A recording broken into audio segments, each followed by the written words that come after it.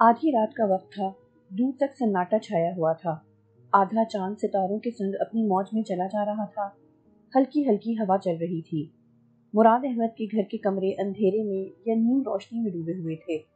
सकूत ऐसा था कि जैसे यहाँ कोई इंसान नहीं रहता है। रमशा के कमरे में अंधेरा इतना गहरा था कि कुछ दिखाई नहीं दे रहा था। इसके कमरे की दीवारों से जैसे खौफ धुएं की शक्ल में निकल रहा था। अंधेरे में एक दहशत थी। रमशा अपने बिस्तर पर सर ता चादर लिए लेटी हुई थी। अचानक इस चादर के अंदर हरकत पैदा हुई, जैसे रमशा को झुरझुरी ली हो। फिर वो साकित हो गई। कुछ देर के बाद रमशा ने एक झटका लिया। उसके साथ ही इसके मुंह से एक अजीब सी आवाज निकली और गहरे सुकूत में वो खौफ बनकर दीवारों के साथ टकरा कर रह गई। अगर इस आवाज को कोई सुन लेता तो शायद वो खौफ और दहशत से चीख मारकर भाग जाता। इसके बाद यकदम फिर वही सकूत छा गया। अचानक एक तरफ रखी मोमबत्ती को आग लग गई। कमरे का अंधेरा मालूम हो गया। रमशा सर तक चादर लिए चित लेटी दिखाई देने लगी। यकदम एक झटके से रमशा उठ बैठी। चादर सरक गई। चेहरा वाज़ेह हो गया। वो रमशा का चेहरा नहीं था। वो कोई भयानक खौफनाक चेहरा था। लंबे स्याह बाल खुले हुए थे। आंखों की जगह सुर्ख अंगारे थे। कान बड़े बड़े, नाक लंबी, मुंह से जबान निकली हुई और दांत ऐसे नुकीले कि जैसे तेज धार सुए हों। वो अपनी जगह से उठी और तेजी से दरवाजे की तरफ बढ़ी। वो दरवाजे में तहलील होकर दूसरी तरफ निकल गई। वो अजीब अंदाज में चल रही थी। उसके धड़ में खम था और टांगे किसी जानवर से मुशाबे थी। वो भागती हुई जीनत के कमरे तक गई और तहलील होकर दरवाजे से अंदर चली गई। जीनत बेड पर बेखबर सोई हुई थी। रमशा उसकी तरफ बढ़ी और अपने हाथ उसके गले की तरफ बढ़ा दिए। इसके हाथों की उंगलियां लंबी और नाखून ऐसे थे जैसे किसी भी चीज को लगने की देर है कि वो चीज कट कर अलग हो जाएगी। जीनत की गर्दन और उसके हाथों में कुछ ही फासला था कि अचानक जीनत की आंख खुल गई। इधर इसकी आंख खुली और उधर भयानक सूरत वाली रमशा गायब हो गई। जीनत ने खौफजदा निगाहों से दाएं बाएं देखा और उठकर साइड टेबल को रोशन कर दिया। कमरे में खौफ था। ऐसा खौफ कि जीनत को महसूस हुआ इसका गला खुश्क हो गया है। दिल की धड़कन तेज हो गई है। वो उठकर बैठ गई। वो बार बार कमरे में दाएं बाएं अपनी निगाहें घुमाती हुई देख रही थी। उसे लग रहा था जैसे अभी कोई इसके कमरे से बाहर निकला है। इसका खौफ बढ़ता ही जा रहा था। सुबह नाश्ता करने के बाद अजहर खान और मिर्जा फाजली ट्रैक्टर खरीदने के बहाने से चले गए थे। जाते हुए मुराद अहमद ने पाबंद किया था कि वो फारिग होते ही वापस आएंगे, क्योंकि उसने अभी उन्हें जाने की इजाज़त नहीं दी है। अजहर खान भी ऐसा कब चाहता था कि वो चला जाए। वो जिस मकसद के लिए आया था उस मकसद को हल किए बगैर नहीं जाना चाहता था। घर से बाहर निकलकर अजहर खान ये सोचना चाहता था कि वो अब क्या करे। उधर अजहर खान ऐसा सोच रहा था जबकि रानी ने कुछ और फैसला भी कर लिया था। वो इस वक्त मुराद अहमद के पास चली गई जब वो अपनी बेगम के साथ बैठे अजहर खान की तारीफ कर रहे थे। अब्बू, इनका गांव बहुत बड़ा है? रानी ने पूछा। ये पूरे गांव का मालिक ही है एक तरह से। इसकी ज़मीनें, पता नहीं क्या कुछ है वहाँ पर, मुराद अहमद ने बताया। अब्बू, मैंने कभी गांव नहीं देखा, रानी ने कहा। गांव की एक अलग ही बात होती है। सरसब्ज खेत, ऊंचे दरख्त, ताज़ा हवा, खुला माहौल, मुराद अहमद ने खोए हुए अंदाज में कहा। तो फिर अब्बू चले इनके गांव? रानी ने फौरन कहा। मतलब हम सब? मुराद अहमद ने उसकी तरफ सवालिया निगाहों से देखा। हाँ, सब चलते हैं, गांव देखेंगे, खूब मज़ा करेंगे, रानी ने खुश होते हुए कहा। हम सब तो नहीं जा सकते। मैं, आप और अम्मी चलते हैं, रानी ने कहा। ना भाई ना, मैं नहीं जाऊंगी, मुझसे सफ़र नहीं होता, रानी की अम्मी ने फौरन इनकार कर दिया। रानी ने अपने अब्बू की तरफ देखा। तो फिर हम दोनों चलते हैं, जाने में हर्ज तो कोई नहीं है, मुराद अहमद सोचते हुए बोला। फिर मुझे भी बहुत से काम हैं, तुम चली जाओ, मुराद अहमद के मुंह से जैसे निकला हो। मैं अकेली? तुम रमशा को ले जाओ और जो तैयार होता है उसे ले जाओ। अजहर खान बहुत अच्छा है, बिल्कुल हमारे बच्चों की तरह है, सादतमंद है, सुलझा हुआ है, और बड़ी बात यह है कि वो दूसरों की इज्जत करना जानता है, मुराद अहमद ने कहा। रहने दें, फिर चली जाएगी, रानी की माँ ने कहा। अभी चली जाए तो क्या है, कुछ नहीं होता, घर जैसा माहौल है वहाँ, मुराद अहमद ने कहा। तो मैं तैयार हो जाऊं? रानी ने जल्दी से कहा। साथ किसे लेकर जाओगी? रमशा और जो भी कोई जाना चाहे, रानी ने कहा और वहां से चली आई। मुराद अहमद की बीवी ने रानी के जाने के बाद कहा, आप भी कमाल करते हैं, रानी ने कहा और उसे भेजने के लिए तैयार हो गए। अजहर खान की बीवी मारिया इतनी अच्छी आदत की है कि तुम भी एक बार मिल लो तो दोबारा मिलने के लिए जरूर जाओ। मैं उसके गांव में जमीन खरीदने गया था, लेकिन उसकी अपनायत ऐसी थी कि जैसे हम सालों से एक दूसरे को जानते हैं। उसकी हवेली में मारिया ने मेरी किसी बहू की तरह खिदमत की थी। तुम फिक्र ना करो, रानी जाएगी तो उसका जहन कुछ खुलेगा, कॉलेज से अपने कमरे में बंद हो जाती है, इसके अलावा भी कुछ देखने को मिलेगा और इसकी सोच में भी वसअत पैदा होगी। मुराद अहमद ने उसे समझाने के अंदाज में कहा। रानी की माँ सुनकर चुप हो गई। बस से उतरते ही जुगन ने दाएं बाएं देखा और सड़क उबूर करने के बाद सामने की एक गली की तरफ चल पड़ा। उसने अपने हाथ में एक कागज गोल करके पकड़ा हुआ था। वो चलते हुए गली में चला गया। गली तंग थी लेकिन साफ सुथरी थी। जो ही वो मस्जिद के आगे से गुजरने लगा, असर की नमाज के लिए अजान होने लगी। इसके कदम उसी जगह रुक गए। वो वापस पलटा और मस्जिद के अंदर चला गया। पहले उसने गौर से अजान सुनी और अजान खत्म होने पर वो वजू करने के लिए एक तरफ चल पड़ा। असर की नमाज की अदायगी के बाद उसके कदम फिर उसी तरफ चल पड़े जिस तरफ वो जा रहा था। उसके होंठ हिल रहे थे, लगता था कि वो कोई जिक्र कर रहा है। इसी गली में आगे एक और मस्जिद थी, उसके साथ एक छोटा सा सादा घर था। जुगन ने दरवाजे को आहिस्ता से बजाया। कुछ देर बाद एक बच्चा बाहर निकला। उसने सर पर सफेद टोपी ली हुई थी। अस्सलाम वालेकुम, बच्चे ने आते हुए कहा। वालेकुम अस्सलाम, बेटा हाफिज साहब हैं? जुगन ने शफकत से पूछा। जी, एक मिनट। बच्चा अंदर चला गया। जब वो वापस आया तो वो जुगन को अपने साथ अंदर ले गया। सीढ़ी चढ़कर ऊपर एक कमरा था। दरवाजे के बाहर ही जुगन ने अपने जूते उतारे और हौले से दरवाजा खोलकर अंदर चला गया। कमरे में फर्श पर एक कालीन बिछा हुआ था। एक बड़ी अलमारी थी जिसमें किताबों को बड़े करीने से रखा हुआ था। अलमारी के साथ ही नीचे एक छोटी मेज थी जिस पर लिखने का सामान और कुछ कागजात मौजूद थे। कमरे में ऐसी मौतर खुशबू थी कि जो ही वो सांस के साथ अंदर जाती थी, पूरे जिस्म को एक अजीब सा सुकून मिलता था। इस छोटी सी मेज के साथ ही एक सफेद रंगो रूप और सफेद दाढ़ी वाले एक बुजुर्ग विराजमान थे। हाथ में तस्बीह पकड़े हुए थे। उन्होंने सादा सफेद लिबास जेबतन किया हुआ था। अस्सलाम वालेकुम हाफिज जी, जुगन ने कहा और मुसाफिर के लिए हाथ बढ़ा दिए। बुजुर्ग ने सलाम का जवाब देने के साथ जुगन से हाथ मिलाए और खंदा पेशानी से अपने पास ही बिठा लिया।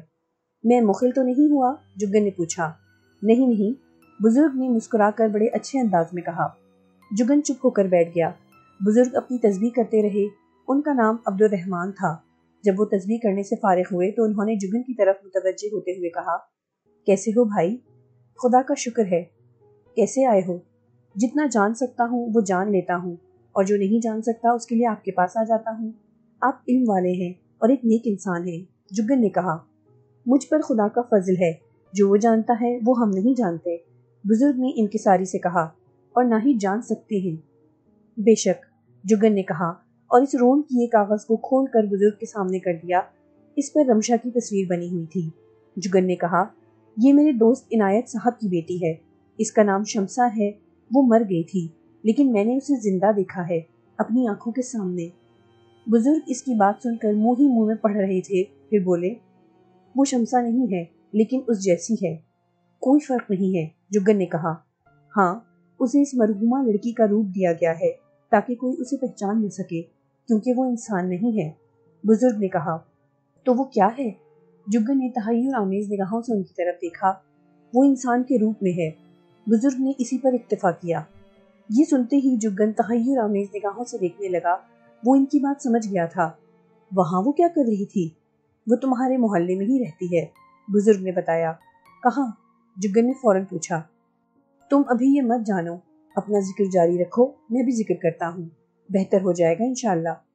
वो मकान जो वीराने में मौजूद है वो शैतानी मखलूक का मस्कन बन चुका है। वहाँ इनमें आपस में ही लड़ाई हो रही है, एक दूसरे पर हमले होते हैं। कभी चलो मेरे साथ, वहाँ जिक्र करते हैं, बुजुर्ग ने कहा। अल्लाह ने चाहा तो वो जगह उनसे पाक हो जाएगी। मैं हाजिर हूँ हाफिज साहब। एक बात और, तुम इंसानी तस्वीर मत बनाया करो, ये ठीक नहीं है, बुजुर्ग ने कहा। आज से इंसानी तस्वीर नहीं बनाऊंगा। बुजुर्ग फिर अपना जिक्र करने में मशगूल हो गए। जुगन भी कुछ न कुछ पढ़ता रहा और फिर इजाजत लेकर बाहर आ गया। बाहर आते ही इसने वो तस्वीर फाड़ दी और इसके टुकड़े गली में से गुजरते हुए एक घर के बाहर रखे कूड़े के ड्रम में फेंक दिए। इन बुजुर्ग को हाफिज जी ही सब कहते थे। वो बहुत नेकदिल इंसान थे। इनका वक्त इबादत में ही गुजरता था। इनके पास बहुत से मौक्किल थे। जुगन को इनसे और हाफिज जी को जुगन से खास मोहब्बत थी। जुगन इनके मुवक्किलों के जरिए ही बहुत कुछ जान पाता था। अजहर खान के दिमाग में रानी को पाने का भूत सवार था। शैतानियत इसके अंदर दौड़ रही थी। वो नौरंग के इशारों पर चलता था। दौलत की हविस इसमें कूट कूट कर भरी हुई थी। रानी के पाने से उसे जाने क्या कुछ मिलने वाला था और वो इस जुनून में बहुत दूर तक जाने की सोचे बैठा था। اس نے اپنے آدمیوں کو رات کو ہی فون کر دیا تھا۔ جس جگہ اس کے آدمی موجود تھے انہیں اپنے پروگرام سے آگاہ کرنے کے بعد وہ مراد احمد کے گھر کی طرف چل پڑا تھا۔ اب محض اس کے ایک اشارے کی ضرورت تھی۔ اظہر خان نے مرزا فاضلی سے ساری بات کر لی تھی۔ وہ ابھی رانی کا رشتہ مانگنے والا تھا۔ انکار کی صورت میں اس کی ایک فون کال اپنے آدمیوں کو بلا لیتی جو ڈاکوؤں کے روپ میں آتے اور پھر سب کو گولیوں سے بھون ڈالتے اور رانی کو اٹھا کر لے جاتے۔ اظہر خان نے یہ بھی ہدایت کی تھی کہ اسے بھی زخمی کر دیا جائے، لیکن گولی اس طرح سے ماری جائے کہ محض گوشت پھاڑ کر نکل جائے تاکہ اس پر کوئی الزام نہ آئے۔ وہ سفاکی کی ہر حد پار کر جانے کے موڈ میں تھا۔ وہ ایک شیطان کے نرغے میں تھا اور وہ شیطان نورنگ خوش تھا کہ اس کا چیلا زمین پر فساد کرنے کے لیے پر تولے بیٹھا ہے۔ اظہر خان اور مرزا فاضلی دوپہر کے وقت مراد احمد کے گھر پہنچے۔ تب دوپہر کا کھانا تیار تھا۔ وہ اپنے کمرے میں گئے، انہوں نے منہ ہاتھ دھوئے اور کھانا کھانے کے لیے مراد احمد کے ساتھ نیچے آ گئے۔ اظہر خان نے سوچا کہ وہ کھانا کھانے کے بعد رانی کی بات کرے گا۔ ادھر ادھر کی باتوں میں وہ کھانا کھاتے رہے۔ کھانا ختم ہوا تو چائے آ گئی اور چائے پیتے پیتے اظہر خان نے بات کا آغاز کر دیا۔ آپ سے ایک بات کرنا چاہتا ہوں، اظہر خان نے کہا۔ ایک کیا، ہزار بات کیجیے، مراد احمد نے خوش ہوتے ہوئے کہا۔ آپ انکار تو نہیں کریں گے؟ اظہر خان نے پوچھا۔ آپ کے لیے جناب جان بھی حاضر ہے، مراد احمد نے ہنس کر کہا، لیکن پہلے آپ میری ایک بات سن لیں۔ میری بیٹی رانی نے گاؤں نہیں دیکھا۔ اس میں پریشانی کی کیا بات ہے؟ مرزا فاضلی نے فوراً کہا۔ رانی کی خواہش ہے کہ وہ آپ کے ساتھ گاؤں جائے گی اور آپ کی حویلی میں مہمان بن کر رہے گی۔ مراد احمد کی اس بات نے جیسے اظہر خان کو مسرت سے سرشار کر دیا ہو۔ وہ تو کچھ اور ہی سوچ کر آیا تھا اور یہاں راستہ اس کے حق میں بالکل صاف تھا۔ ارے یہی تو ہم کہنے والے تھے کہ ہم آپ سب کو اپنے گاؤں لے جانا چاہتے ہیں، وہاں آپ کو مہمان بنا کر رکھنا چاہتے ہیں۔ ہم میں اب کوئی اجنبیت نہیں ہے، ہم ایک فیملی کی طرح ہو گئے ہیں۔ مرزا فاضلی نے سنتے ہی کہنا شروع کر دیا، لیجئے، پھر ہم نے آپ کے منہ کی بات چھین لی تو پھر تیار ہو جائیے، ہم بس نکل ہی رہے ہیں۔ مرزا فاضلی نے کہا، ابھی آپ یہاں رہیں گے؟ نہیں، کام بہت ہے، ہمیں آج ہی جانا ہے۔ آپ سب تیار ہو جائیں، آپ اپنے بیٹے کی حویلی میں جا رہے ہیں۔ اظہر خان نے رانی کی ماں کی طرف دیکھتے ہوئے کہا، ایسا ہے کہ رانی ابھی اپنی ملازمہ اور بھائی نثار کے ساتھ جائے گی، ہم پھر کبھی آئیں گے، گاؤں وہ دیکھنا چاہتی ہے۔ مراد نے کہا، وہ تو ٹھیک ہے، لیکن آپ بھی چلتے تو اچھا تھا، اب آنا جانا لگا رہے گا، ہم بھی آئیں گے۔ ماں جی آپ تو چلیں، مجھ سے سفر نہیں ہوتا ورنہ میں ضرور جاتی۔ رانی کی ماں نے مسکرا کر کہا، چلیں کوئی بات نہیں، رانی میری بہن جیسی ہے، لیکن ہم رانی کو تبھی آنے دیں گے جب آپ سب اسے لینے کے لیے آئیں گے۔ مرزا فاضلی نے کہا، یہ ٹھیک ہے، مراد احمد نے کہا اور وہ ہنسنے لگے۔ اظہر خان بہت خوش تھا، اس کے وہم و گمان میں بھی ایسا نہ تھا۔ رانی اس کی حویلی میں جا رہی تھی اور آگے اسے کیا کرنا تھا اس نے وہ سب اسی جگہ بیٹھے بیٹھے سوچ لیا تھا۔ رانی تیار ہو گئی تھی، اس کے ساتھ رمشا نے بھی خوبصورت لباس زیب تن کر لیا تھا، وہ اس کی نوکرانی لگتی ہی نہیں تھی۔ رانی بہت خوش تھی۔ نثار رانی سے بڑا تھا، اسے بھی گاؤں دیکھنے کا اشتیاق تھا، اس لیے وہ فوراً جانے کے لیے تیار ہو گیا تھا۔ جیسے ہی نثار اپنے کمرے سے باہر نکلا، رمشا نے اس کے پاؤں کی طرف دیکھا اور نثار کا چلتے ہوئے ایک دم پاؤں مڑا اور وہ تکلیف سے آہ کرتے ہوئے اسی جگہ بیٹھ گیا۔ سب اس کی طرف دوڑے، پاؤں میں موچ آ گئی تھی، اس سے چلنا دوبھر تھا، اسے ڈاکٹر کی طرف لے جانا ضروری ہو گیا تھا۔ فکر کی کوئی بات نہیں، موچ آ گئی ہے، آپ لوگ جاؤ، اسے ہم اپنے ساتھ لے کر آئیں گے، مراد احمد نے کہا۔ ہم رکتے ہیں، آپ انہیں ڈاکٹر کے پاس لے جائیں۔ نہیں نہیں، کوئی بات نہیں، مراد احمد نے کہا۔ اس طرح سے رانی اور رمشا کار کی پچھلی سیٹ پر براجمان ہو گئی اور کار ان کی گلی سے نکل گئی۔ ادھر وہ لوگ رانی کو لے کر رخصت ہوئے اور ادھر مراد احمد کے دل میں خیال پیدا ہوا کہ اس نے کیوں رانی کو ان کے ساتھ جانے کی اجازت دے دی۔ وہ رانی کو بہانے سے ٹال دیتا تو اچھا تھا۔ کچھ ایسا ہی خیال رانی کی ماں کا بھی تھا، وہ بھی سوچ رہی تھی کہ اس نے رانی کے باپ کی بات سن کر خاموشی کیوں اختیار کر لی تھی۔ اسے چاہیے تھا کہ وہ رانی کو نہ جانے دیتی، اسے روکنے کی کوشش کرتی، احتجاج کرتی۔ دونوں میاں بیوی کے دلوں میں اداسی چھا گئی تھی اور ایک جیسے خیالات پیدا ہو گئے تھے۔ رانی بہت خوش تھی، اس کا دل مسرت سے لبریز تھا۔ جیسے ہی وہ جگن کی دکان کے آگے سے گزرے، جگن کی نگاہ پہلے رانی پر اور پھر رمشا پر پڑی تو وہ چونک کر اپنی جگہ سے کھڑا ہو گیا۔ اس کے منہ سے نکلا، اوہ میرے خدا! رمشا کی نظر بھی جگن پر پڑ گئی تھی۔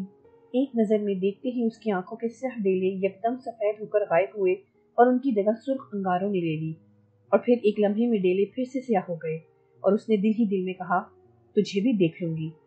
سورج غروب ہو رہا تھا، شام کے سائے گہرے ہو رہے تھے، ایک اور دن کا اختتام ہو رہا تھا۔ اظہر خان کار چلاتے ہوئے کئی بار بیک میرر سے رانی کو دیکھ چکا تھا۔ رانی کو اس کی پشت پر بیٹھے ہوئے اس شیشے سے اظہر خان کی آنکھیں دکھائی دے رہی تھیں۔ وہ بھی متعدد بار اس کی آنکھوں کو دیکھ کر خفیف تبسم کی لہر اپنے ہونٹوں پر بکھیر چکی تھی۔ سفر رواں دواں تھا۔ کار جی ٹی روڈ پہ ہوا کے ساتھ دوڑ رہی تھی۔ کبھی کبھار مرزا فاضلی کوئی بات کر کے خاموشی کا گلا گھونٹ دیتا تھا، ورنہ خاموشی ہی چھائی ہوئی تھی۔ ان کی کار اس پراسرار اور خستہ حال مکان سے 4-5 کلومیٹر کی دوری پر تھی کہ اچانک رمشا کو عجیب سا محسوس ہونے لگا۔ اسے لگتا تھا جیسے اس کا جسم پھٹنے لگا ہے، آنکھیں ابل کر باہر نکلنے لگی ہیں، زبان ابھی منہ سے نکل کر باہر لٹک جائے گی اور اس کا خوبصورت چہرہ بگڑ کر اپنی اصل حالت میں آ جائے گا۔ ایک عجیب سی بے چینی اور اضطراب عیاں ہوتا تھا، اور وہ دوسری طرف منہ کر کے کھڑکی سے دیکھنے لگتی تھی، جیسے وہ اپنے آپ کو چھپانے کی کوشش کر رہی ہو۔ اس کا دل چاہنے لگتا کہ وہ ابھی کار کی چھت پھاڑ کر اڑتی ہوئی باہر نکلے اور ان سے دور بھاگ جائے۔ وہ پراسرار مکان دور سے ایک ہیبلے کی طرح دکھائی دینے لگا تھا۔ اس جگہ کی طرف دیکھتے ہوئے رانی کو خوف محسوس ہونے لگا۔ اس کی آنکھوں کے سامنے وہی مناظر دکھائی دینے لگے جب وہ فہد کے ساتھ اس مکان کے اندر جانے لگی تھی۔ وہ اس طرف دیکھنا ہی نہیں چاہتی تھی۔ اظہر خان بڑی مستعدی سے کار چلا رہا تھا۔ کار کی رفتار کافی تیز تھی۔ اچانک اظہر خان نے کار کی تیز ہیڈ لائٹ کی روشنی میں دیکھا کہ ایک چھوٹا بکری کا بچہ بائیں جانب سے نکل کر سڑک پر اس کار کے سامنے رک گیا ہے۔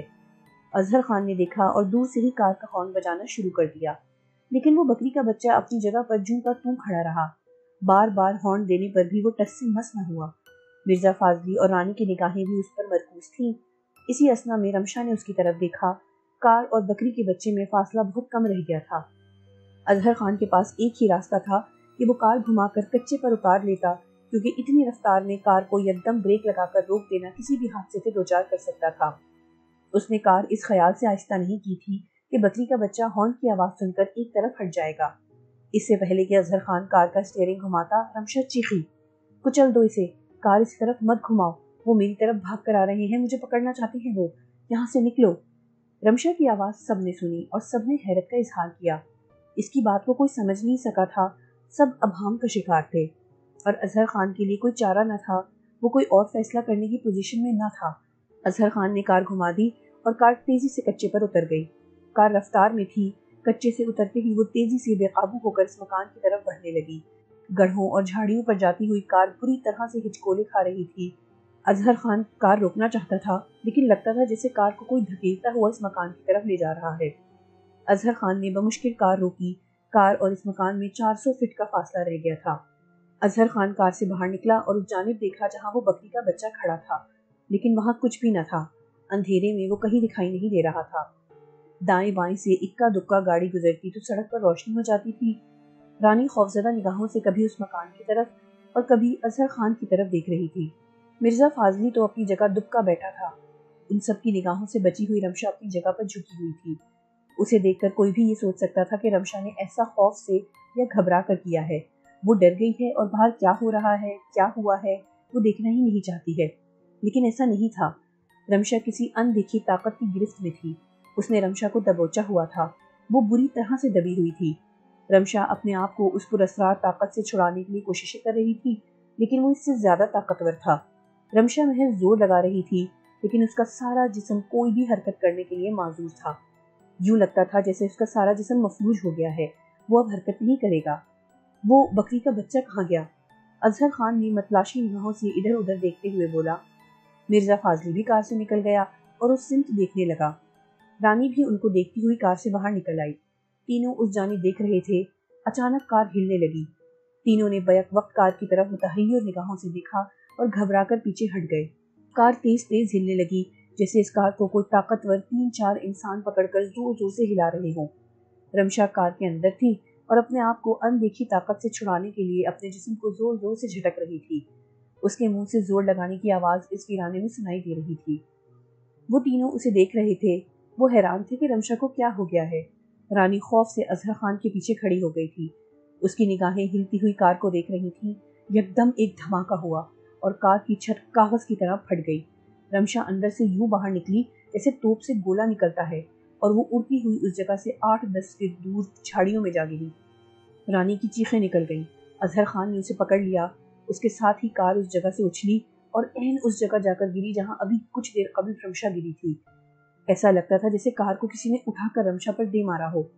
رمشا اگر پوری قوت سے اس جگہ سے نہ ہٹ گئی ہوتی تو جانے اس کا کیا حال ہوتا۔ اظہر خان کی کار یوں پچک گئی تھی جیسے اس کے اوپر سے کوئی بھاری چیز گزر گئی ہو، جیسے اسے بلڈوزر کے نیچے سے گزار دیا گیا ہو۔ بھاگو! اظہر خان چیخا اور وہ رانی کا ہاتھ پکڑ کر وہاں سے سڑک کی طرف بھاگا۔ مرزا فاضلی ان کے پیچھے تھا۔ بھاگتے بھاگتے اظہر خان نے موبائل فون سے نمبر ڈائل کیا اور اپنے محافظ سے بات کی جو پیچھے اپنی گاڑی میں آ رہے تھے۔ ان کی گاڑی پنکچر ہو گئی تھی اس لیے وہ رک گئے تھے۔ جب اظہر خان کا فون ملا تو وہ کچھ فاصلے پر ہی تھے، اس لیے انہیں وہاں تک آنے میں دیر نہ لگی۔ وہ گاڑی سیدھی ان کے پاس لے گئے جو سڑک سے کچھ ہی فاصلے پر بھاگتے ہوئے آ رہے تھے۔ کیا ہوا؟ گاڑی سے اس کے محافظ باہر نکلے اور ایک نے پوچھا۔ وہاں کچھ گڑبڑ ہے، نکلو یہاں سے، اظہر خان نے کہا۔ رمشا! رانی نے چیخ کر کہا۔ اس کا رخ پیچھے کی جانب تھا۔ سب نے دیکھا کہ رمشا تیزی سے بھاگتی ہوئی ان کی جانب آ رہی ہے۔ وہ بھاگتی ہوئی اسی جگہ سے چیخی، گاڑی میں بیٹھ جاؤ، نکلو۔ گاڑی میں سب نہیں بیٹھ سکتے تھے۔ اظہر خان، رانی اور مرزا فاضلی بیٹھ گئے تھے۔ اظہر خان نے کار کی ڈگی کھول دی تھی۔ دونوں محافظ اس میں بیٹھ گئے جبکہ ایک کار کی پچھلی سیٹ پر مرزا فاضلی کے ساتھ بیٹھ گیا تھا۔ اظہر خان نے کار سٹارٹ کر دی تھی۔ رمشا تیزی سے بھاگتی ہوئی آئی اور دروازہ کھول کر پیچھے گھس گئی۔ اظہر خان نے کار ایک جھٹکے سے آگے بڑھا دی تھی۔ رمشا نے اپنا بایاں بازو دیکھا، وہاں سے قمیض پھٹی ہوئی تھی اور کسی کے تیز ناخن کے نشان عیاں تھے جہاں سے خون نکل رہا تھا۔ اظہر خان کار بہت تیزی سے بھگا کر لے جا رہا تھا۔ رانی گردن گھما کر رمشا کی طرف دیکھ رہی تھی اور رمشا ہانپ رہی تھی۔ وہ جگہ جگہ سے زخمی بھی تھی، اس کا چہرہ سرخ ہو گیا تھا اور آنکھوں میں غصہ بھی تھا۔ سب حیران اور سہمے ہوئے تھے کہ یہ سب کیا ہوا تھا۔ رمشا کے دل و دماغ میں ایک نئے تغیر نے جنم لے لیا تھا جس سے رانی بے خبر تھی۔ گاؤں پہنچے تو رات ہو چکی تھی۔ حویلی کے اندر جب گاڑی اظہر خان نے روکی تو اس نے رانی کی طرف دیکھتے ہوئے پوچھا، آپ ٹھیک ہیں نا؟ جی، رانی نے مختصر جواب دیا۔ کوئی خوف، کوئی ڈر تو نہیں ہے؟ اظہر خان نے پوچھا۔ جی نہیں، اب نہیں ہے، رانی نے کہا۔ اس کے چہرے سے کوئی ڈر خوف عیاں نہیں تھا۔ مجھے لگتا ہے کہ وہ جگہ ٹھیک نہیں ہے۔ بہرحال سب کچھ بھول جائیے اور اس واقعے کا ذکر اس حویلی میں نہ کیجیے گا تاکہ ماحول اچھا رہے، اظہر خان نے کہا اور پھر رمشا کی طرف متوجہ ہو کر بولا، مرزا فاضلی، اسے کمرے میں لے جانا اور اسے زخم صاف کرنے کا سامان دے دینا۔ جی بہتر، مرزا فاضلی نے کہا۔ مرزا فاضلی رمشا کو لے کر دوسرے راستے سے حویلی کے اندر لے گیا تھا۔ اظہر خان نہ چاہتا تھا کہ ماریا کو اس واقعے کا علم ہو۔ مرزا فاضلی نے کمرے میں لے جا کر مرہم پٹی کا سامان اسے دیا اور خود کمرے سے باہر نکل گیا۔ رمشا نے گھور کر مرہم پٹی کے سامان کو دیکھا اور دانت پیس کر بستر پر نڈھال ہو کر گر گئی۔ اظہر خان نے رانی کو ساتھ لیا اور مین دروازے کی طرف چل پڑا۔ رانی اس خوف کے حصار سے باہر نکل آئی تھی، اس کے حواس بحال ہو چکے تھے۔ یہ دوسری بار اس مکان کے سامنے اس کے ساتھ ایسا ہوا تھا۔ اس نے پہلی بار باہر سے روشن حویلی کو دیکھا اور جب وہ حویلی کے اندر گئی تو اس کی خیرہ آنکھیں گھوم کر رہ گئی تھی۔ ایسی حویلی اس کے تصور اور خواب میں تھی جس میں اس نے اب قدم رکھا تھا۔ یہ میری حویلی ہے، اظہر خان نے کہا۔ بہت خوبصورت ہے، رانی نے جائزہ لیتے ہوئے کہا۔ سامنے کا دروازہ کھلا اور ماریا نے اندر آتے ہی رانی کی طرف دیکھا۔ اظہر فوراً اس کے پاس جا کر بولا، ماریا، ان سے ملو۔ ایک بار ہماری اس حویلی میں مراد احمد صاحب آئے تھے، وہی جو زمین خریدنے کے لیے آئے تھے اور ہمارے مہمان ٹھہرے تھے؟ ہاں، مجھے یاد آیا، ماریا مسکرا کر بولی۔ شہر گیا تو ان کے گھر جانے کا اتفاق ہوا۔ یہ ان کی بیٹی ہیں، ان کا نام رانی ہے۔ انہیں گاؤں دیکھنے کا شوق تھا اس لیے ہمارے ساتھ ہی آ گئی، اظہر خان نے تعارف کراتے ہوئے کہا۔ ماریا مسکرا کر رانی کی طرف بڑھی اور رانی کو اپنے گلے سے لگا لیا۔ رانی حیران تھی کہ یہ کون ہے۔ ماریا نے کہا، کیسی ہو رانی؟ جی میں ٹھیک ہوں، رانی نے جواب دیا۔ اور رانی، یہ ماریا ہے، میری بیوی، اظہر خان نے تعارف کرایا۔ ماریا کے بارے میں جانتے ہی رانی کو جیسے ایک دھچکا سا لگا ہو۔ اس نے متانت سے ایک نظر اظہر خان کی طرف دیکھا اور پھر ماریا کی جانب دیکھ کر مسکرائی۔ ماریا، تم اسے اندر لے جاؤ، اظہر خان نے کہا۔ ماریا اسے اندر لے گئی۔ اظہر کو ماریا کے بارے میں بتانے میں کوئی عار نہیں تھا۔ رانی اس کی ریاست میں قدم رکھ چکی تھی اور اس کی ریاست میں وہی ہوتا تھا جو وہ چاہتا تھا، اس لیے اسے کوئی خوف، کوئی اندیشہ نہ تھا۔ اظہر خان ابھی اس جگہ سے جانے کے لیے مڑا ہی تھا کہ مرزا فاضلی بھاگنے کے انداز میں آیا اور بولا، جناب جلدی کیجیے۔ کیا ہوا؟ اظہر خان نے پوچھا۔ سائیں نورنگ آئے ہیں، مرزا فاضلی نے بتایا۔ اس وقت اور اچانک؟ اظہر خان نے حیرت کا اظہار کیا اور اس کے ساتھ چل پڑا۔ باہر ایک بڑی پجیروں سے نورنگ اپنی بھیانک صورت کے ساتھ باہر نکل رہا تھا۔ اظہر خان تیزی سے اس کی طرف بڑھا۔ اس کے پاس جاتے ہی اس نے اس کا ہاتھ تھام لیا۔ اس کا ہاتھ سیاہ اور ہڈیوں کا ڈھانچہ تھا۔ مجھے حکم کرتے سائیں میں آ جاتا۔ ہمارا یہاں آنا کیا پسند نہیں آیا تجھے؟ نورنگ اس کی طرف دیکھ کر مسکرایا۔ میرا مطلب تھا کہ آپ کو کسی طرح کی کوئی تکلیف نہ ہو، اظہر خان نے جلدی سے کہا۔ بات ہی ایسی تھی کہ مجھے آنا پڑا، مجھے ابھی رمشا کے پاس لے کر چلو، نورنگ نے کہا۔ رمشا؟ اظہر خان نے تحیر آمیز نگاہوں سے نورنگ کی طرف دیکھا۔ رانی کی نوکرانی، نورنگ نے کہا، اور اظہر خان اور مرزا فاضلی اسے دوسرے راستے سے اس طرف لے گئے جہاں رمشا تھی۔ نورنگ کے ساتھ ایک عجیب سی شکل و صورت والا آدمی بھی تھا۔ وہ موٹا سا تھا، سر سے گنجا اور چہرہ کالا تھا۔ اسے دیکھ کر لگتا تھا جیسے وہ کوئی پاگل سا شخص ہے، جس کی چال بھی عجب انداز کی تھی۔ وہ نورنگ کے پیچھے چلا جا رہا تھا، اس کے چلنے کا انداز بھی عجیب تھا۔ رمشا کو جس کمرے میں ابھی مرزا فاضلی چھوڑ کر گیا تھا، اس کمرے کے سامنے جیسے ہی وہ پہنچے، نورنگ نے دونوں کو اسی جگہ رکنے کا اشارہ کیا اور اس عجیب صورت والے آدمی کے ساتھ کمرے میں چلا گیا۔ کمرے میں ایک بھیانک منظر تھا۔ رمشا کی صورت والی لڑکی وہاں نہیں تھی، اس کی جگہ بستر پر ایک انتہائی ہیبت ناک شکل و صورت والی کوئی مخلوق نیم دراز تھی۔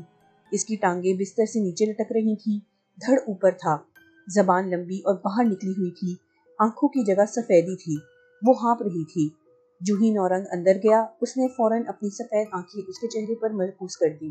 نورنگ اس کی جانب دیکھ کر مسکرایا اور بولا، جب تو جانتی تھی کہ اس مکان میں تیرے دشمن رہتے ہیں تو تو نے اپنا چہرہ چھپا کر وہاں سے گزر جانا کیوں نہیں چاہا؟ تو نے بار بار اس کی طرف کیوں دیکھا؟ میں کسی کو نہیں چھوڑوں گی، اس کے منہ سے غرانے والی آواز نکلی۔ تم نے بھی میرے ساتھ دھوکہ کیا ہے، تم بھی میرے دشمن ہو۔ اب میں تجھے کسی قابل چھوڑوں گا تو کچھ کرے گی؟ نورنگ نے کہا، تجھے میں نے جتنا استعمال کرنا تھا کر لیا، تجھ پر بھی میں نے اپنی نگرانی رکھی تھی، اس لیے اب جیسے ہی تیرے دل و دماغ میں یہ سوچ پیدا ہوئی کہ تو مجھے، رانی کو، اظہر خان اور میرے تمام خاص آدمیوں کو نہیں چھوڑے گی، مجھے کمزور کرنے کی کوشش کرے گی، تجھے میں قابو میں کرنے کے لیے آ گیا ہوں۔ تم بھی میرے دشمن ہو، تمہیں بھی میں مار ڈالوں گی، رانی کا میں خون چوس لوں گی، اس نے سیخ پا ہو کر کہا اور اٹھنے کی کوشش کی۔ تیری بربادی اور تباہی کا سامان کھڑا کر دوں گی۔ تو نے پھر سرکشی کی ہے، نورنگ نے کہا اور اس کی گردن اپنے ہاتھ میں پکڑ لی۔ اس نے اپنے آپ کو چھڑانے کی کوشش کی اور پھر یکدم وہ غائب ہو گئی، اور دوسرے ہی لمحے جب وہ دوبارہ دکھائی دی تو نورنگ کے ہاتھ میں ایک سیاہ بلی کی گردن تھی۔ نورنگ ہنسا، اب تو اس روپ میں رہے گی، میری مقرر کی ہوئی حد بندی میں، پھر تو کچھ نہیں کر پائے گی۔ نورنگ نے وہ بلی اس عجیب شکل والے آدمی کی طرف بڑھا دی اور بولا، یہ بھاگنے نہ پائے، اس کی ابھی حد بندی مقرر نہیں ہوئی ہے، اگر یہ بھاگ گئی تو اسے قابو کرنا بہت مشکل ہو جائے گا، مضبوطی سے پکڑنا سرکش ہے۔ اس عجیب صورت والے آدمی نے بلی کی گردن اپنے ایک ہاتھ سے مضبوطی سے پکڑی اور دوسرے ہاتھ سے پکڑ کر اپنے سینے سے لگایا ہوا تھا۔ دونوں کمرے سے باہر نکلے تو اظہر خان سیاہ بلی کو دیکھ کر چونکا۔ اس سے بھی زیادہ حیرت اسے اس بات پر ہوئی تھی کہ مکمل سیاہ بلی کی آنکھیں بالکل سفید رنگ کی تھی، ان میں کوئی ڈیلا نہیں تھا، کالے رنگ کا ایک خفیف نشان بھی دکھائی نہیں دے رہا تھا۔ میں اسے لے جا رہا ہوں، رانی کے ساتھ تیرے لیے اسے رکھا تھا تاکہ رانی کی سوچ کہیں اور نہ بھٹکے۔ رانی کو اس کے حصار میں دیا ہوا تھا اور یہ میری گرفت میں تھی۔ اس نے کئی بار سرکشی کرنے کی کوشش کی تھی، میں اسے قابو کر لیا کرتا تھا، لیکن اب یہ ہاتھ سے نکلنے ہی والی تھی، اور اگر میں اس وقت نہ آتا تو اس حویلی میں کچھ نہ بچتا۔ نورنگ نے کہا، یہ ایسی تباہی مچاتی کہ سب کچھ تباہ ہو جاتا۔ یہ وہ ہے؟ اظہر خان نے سیاہ بلی کی طرف دیکھتے ہوئے کہا، جس کی آنکھیں بالکل سفید تھیں، بالکل سفید، چمکتی ہوئی۔ ہاں، یہ رمشا ہے، لیکن میری قابو کی ہوئی چڑیل ہے یہ۔ جو واقعہ ابھی ہوا اسے بھول جاؤ، رانی کو تم حویلی میں لے آئے ہو، اب اسے شادی کرنا تمہارے لیے مشکل نہیں ہے، جتنی جلدی ہو سکے اسے اپنا لو، راستے صاف ہیں۔ نورنگ نے کہا اور جانے کے لیے چل پڑا، اور اس کے آگے رمشا کا کوئی بھی بہانہ کر دینا۔ کچھ کھا پی لیں، اظہر نے کہا، ابھی وقت نہیں آیا، نورنگ نے چلتے چلتے کہا۔ وہ اپنی پجیروں میں بیٹھا اور حویلی سے باہر نکل گیا۔ نورنگ کی پجیروں اس گاؤں سے باہر نکل گئی تھی۔ اچانک اس عجیب شکل والے آدمی کو ایک جھٹکا سا لگا۔ سیاہ بلی نے اپنے آپ کو چھڑانے کے لیے ایسا کیا تھا اور وہ کامیاب بھی ہو گئی تھی۔ دوسرے ہی لمحے پجیروں کے دروازے کا شیشہ ایک چھناکے سے ٹوٹا، سیاہ بلی نے باہر جست لگائی اور سڑک عبور کر کے میدان میں بھاگ کھڑی ہوئی۔ نورنگ کے کہنے پر فوراً پجیروں روکی گئی۔ نورنگ نے پریشان ہو کر اس عجیب صورت والے آدمی کو غصے سے حکم دیا، پکڑو اسے، یہ بھاگنے نہ پائے ورنہ ہمارے لیے تباہی کڑی کر دے گی، رانی کا خون پی جائے گی اور اظہر خان کو۔ نورنگ نے اتنا کہا، وہ عجیب صورت والا آدمی پجیروں سے باہر نکلا اور بلی کے پیچھے بھاگنے کے لیے جیسے ہی اس نے سڑک عبور کرنی چاہی، ایک تیز رفتار کار آئی اور پوری قوت سے اس عجیب شکل والے آدمی کے ساتھ ٹکرائی۔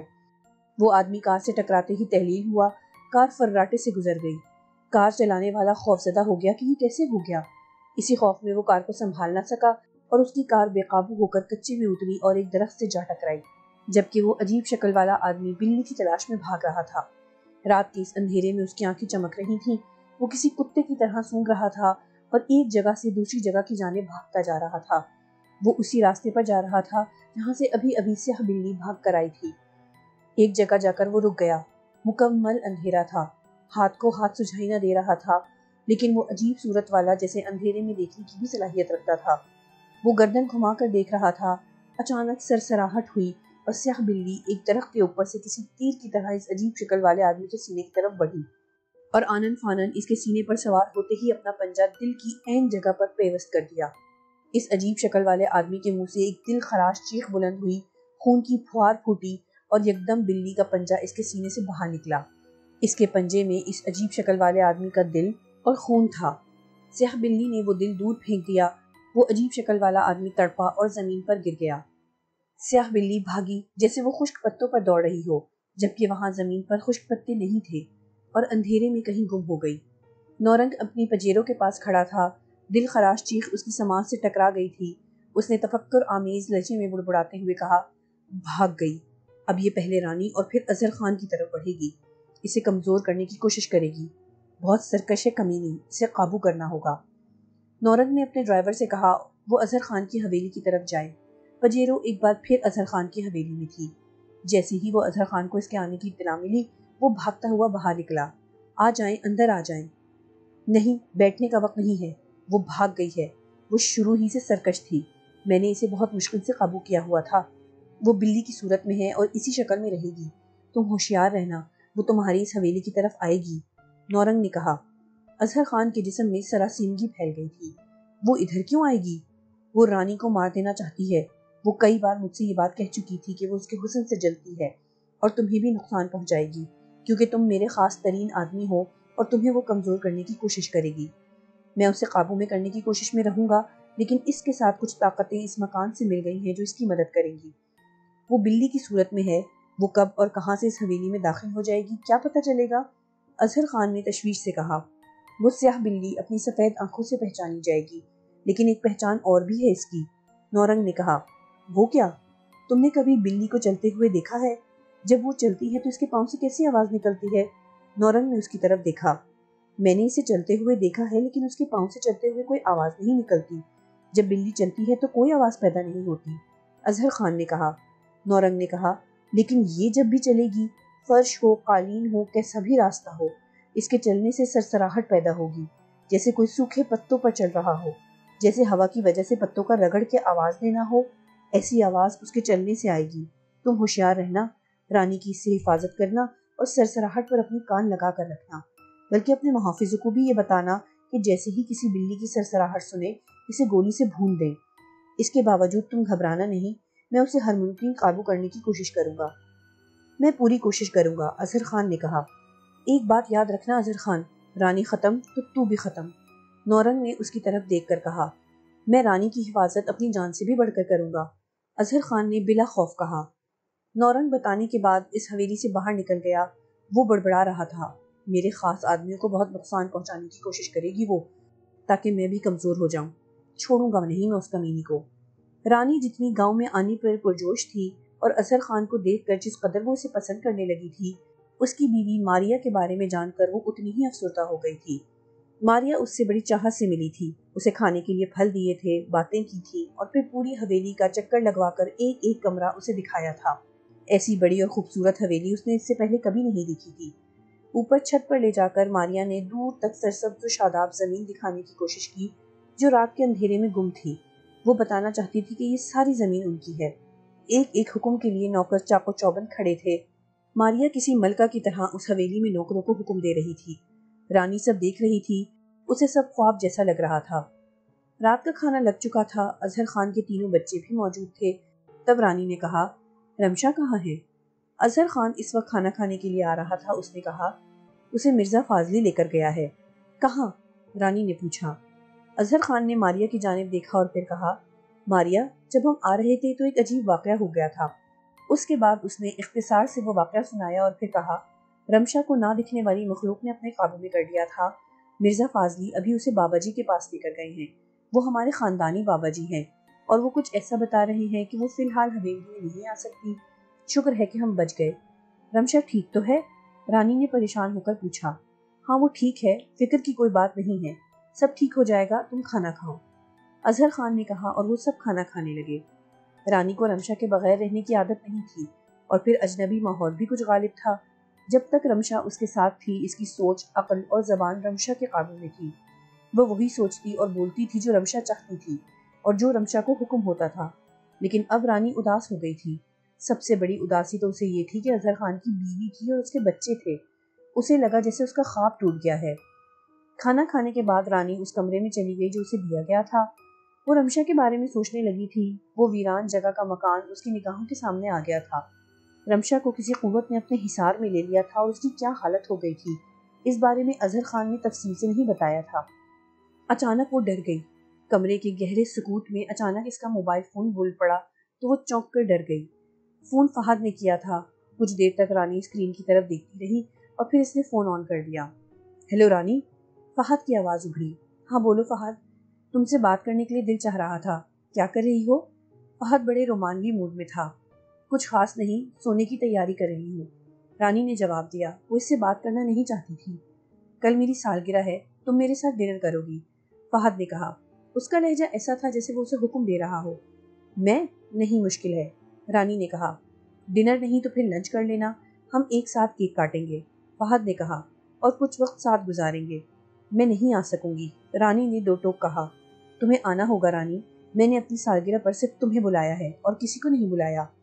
فہد کے لہجے میں یکدم تغیر آ گیا تھا۔ فضول بات مت کرو، رانی نے کہا اور اپنا موبائل فون بالکل ہی بند کر دیا۔ رانی نے موبائل ایک طرف رکھا اور بستر پر سونے کے لیے لیٹ گئی۔ اظہر خان کھانا کھانے کے بعد حویلی سے باہر نکل گیا تھا۔ اس نے باہر حفاظت کے لیے کھڑے اپنے 8 محافظوں کو بلایا اور کہا، ایک عجیب کالی بلی کو میں نے دیکھا ہے، وہ بالکل سیاہ ہے لیکن اس کی آنکھیں بالکل سفید ہیں اور جب وہ چلتی ہے تو اس کے پیروں سے سرسراہٹ کی آواز پیدا ہوتی ہے۔ سمجھتے ہو نا سرسراہٹ کیا ہوتی ہے؟ ہاں سمجھتے ہیں، سب نے یک زبان ہو کر کہا۔ وہ خطرناک بلی ہے، جیسے ہی کہیں سرسراہٹ ہو، کتے زیادہ بھونکنے لگے یا کسی کو بھی وہ بلی دکھائی دے تو اسے گولی مار دو اور ہوشیار رہنا۔ اظہر خان نے سب کو تاکید کی اور پھر اندر چلا گیا۔ سب محافظ حیران تھے کہ وہ کیسی بلی ہے جس کی آنکھیں بالکل سفید ہیں اور اس کے چلنے سے سرسراہٹ ہوتی ہے۔ یہی سوچتے ہوئے وہ حویلی کے ارد گرد اپنی اپنی جگہ پر چلے گئے۔ کتے پہلے سے ہی چھوڑے ہوئے تھے۔ اظہر خان چلتا ہوا رانی کے کمرے تک گیا اور دروازے پر جیسے ہی دستک دینے لگا اس کا ہاتھ رک گیا۔ اندر رانی کسی سے بات کر رہی تھی اور اسے نہ آنے کا کہہ رہی تھی۔ اظہر خان کھڑا سنتا رہا۔ جب بات ختم ہو گئی تو کچھ دیر مزید کھڑا رہا۔ اس نے سوچا کہ وہ یہ جاننے کی کوشش کرے کہ وہ کس سے بات کر رہی تھی، لیکن پھر اس نے اپنا ارادہ بدل دیا اور اپنے کمرے کی طرف چلا گیا۔ دن کا اجالا 400 پھیل گیا تھا۔ رانی اپنے بستر سے ایک انگڑائی لے کر اٹھی۔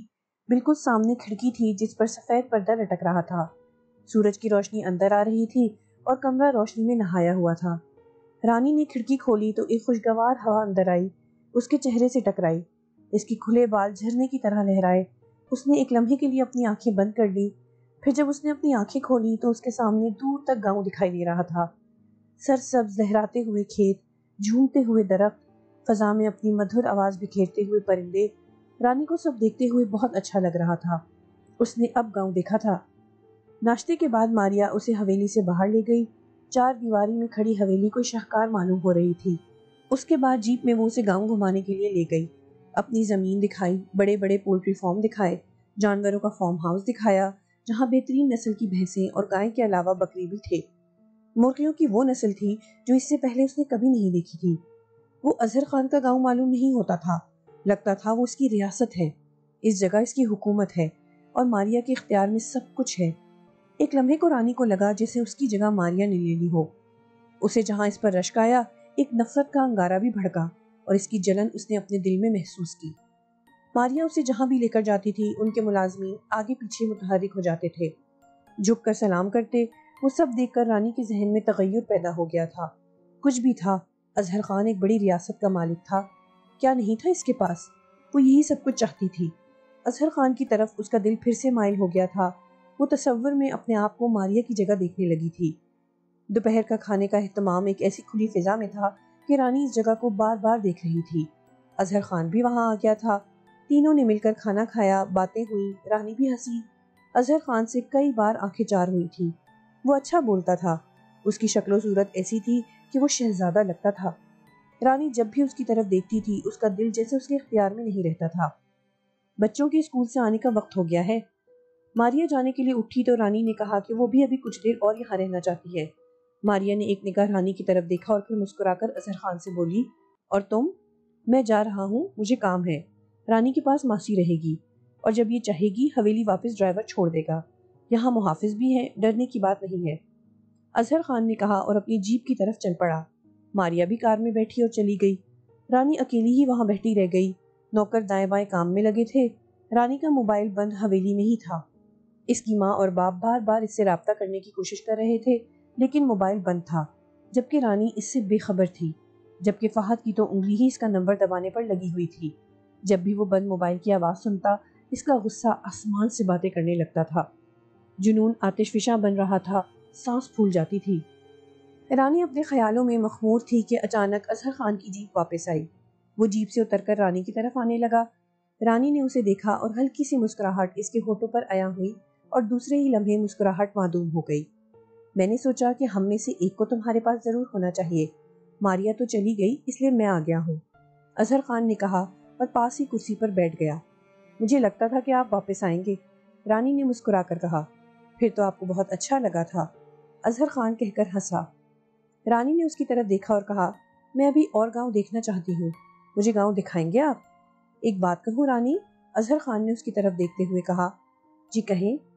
رانی نے پہلی بار اس کی آنکھوں میں دیکھ کر اپنی نگاہیں وہاں سے ہٹائی نہیں تھی۔ تم روز روز تھوڑا تھوڑا گاؤں کر کے کیوں نہیں دیکھتی؟ اظہر خان نے متانت سے کہا۔ وہ کیسے؟ میں بات گھما کر کرنے کا عادی نہیں ہوں۔ بات گھمانے کا مطلب ہے وقت ضائع کرنا۔ جب بات گھماتے گھماتے اسی جگہ آنا ہے تو پھر بات اسی جگہ سے شروع کیوں نہ کی جائے؟ اظہر خان نے کہا۔ آپ ٹھیک کہہ رہے ہیں، رانی نے اس سے اتفاق کرتے ہوئے کہا۔ رانی، یہ گاؤں، اس گاؤں کی زمین، جائیداد، پیسہ، سب کچھ کا میں اکیلا مالک ہوں، بالکل اکیلا۔ تم زمین جائیداد کو کسی مہمان کی حیثیت سے مت دیکھو، مالکن بن کر دیکھو، اظہر خان نے کہا۔ رانی نادان نہیں تھی کہ وہ اس کی بات کا مطلب نہ سمجھتی۔ وہ دل ہی دل میں مسکرائی اور اس نے پوچھا، میں آپ کا مطلب نہیں سمجھی۔ میں نے تمہیں دیکھا اور تم میں کھو گیا۔ تم مجھے پہلے نہیں ملی، ورنہ خیر، تم مجھ سے شادی کر لو، اظہر نے بلا تامل کہا۔ رانی نے اس کی طرف متانت سے دیکھا اور پھر مسکرا کر بولی، ماریا کی حویلی میں اس کی سوکن مر کر چلی آؤں؟ شہر لاہور کے علاقے ڈیفینس میں میرا ایک بنگلہ ہے، وہاں کسی رانی کی طرح رہو، اظہر خان نے پیشکش کی۔ رانی اپنی جگہ سے اٹھی اور ایک طرف مور کے جوڑے کو بھاگتے ہوئے دیکھنے لگی۔ اس نے سوچا کہ قسمت سامنے کھڑی ہے۔ اس کی ماں ایک ڈاکٹر کا رشتہ اس کے لیے تلاش کیے بیٹھی ہے، جو چند ہزار روپے ماہانہ کماتا ہے۔ اس کا انکار کرے گی تو ویسا ہی کوئی اور رشتہ ماں تلاش کر کے لے آئے گی، جبکہ اس کی خواب کی تعبیر سامنے تھی۔ اس نے کہا، لیکن میرا خواب یہ سب کچھ ہے۔ تو یہاں رہو، اس حویلی میں، اس زمین پر، جائیداد پر تم راج کرو، میں تمہیں کسی رانی کی طرح رکھوں گا، اظہر خان نے جلدی سے کہا۔ ماریا مجھے راج کرنے دے گی؟ رانی نے کہا۔ ماریا الگ حویلی میں رہے گی، اظہر خان نے کہا۔ تم جہاں رہنا چاہو رہ سکتی ہو، سب کچھ تمہارا ہوگا۔ رانی نے کچھ خاموشی کے بعد کہا، ایک نیام میں دو تلواریں رکھنے کی بجائے میں چاہوں گی کہ ایک تلوار کو توڑ کر دوسری کو رکھنے کے لیے اس کو جگہ دی جائے تو زیادہ اچھا ہے، رانی نے کہا اور ڈرائیور کی طرف چلی گئی جو کار کے پاس کھڑا تھا۔ اس نے حویلی جانے کے لیے کہا اور کار کی پچھلی سیٹ پر بیٹھ گئی۔ ڈرائیور کار چلاتا ہوا اس جگہ سے باہر لے گیا۔ اظہر خان اسی جگہ سے اسے جاتا ہوا بھی دیکھ رہا تھا اور سوچ بھی رہا تھا۔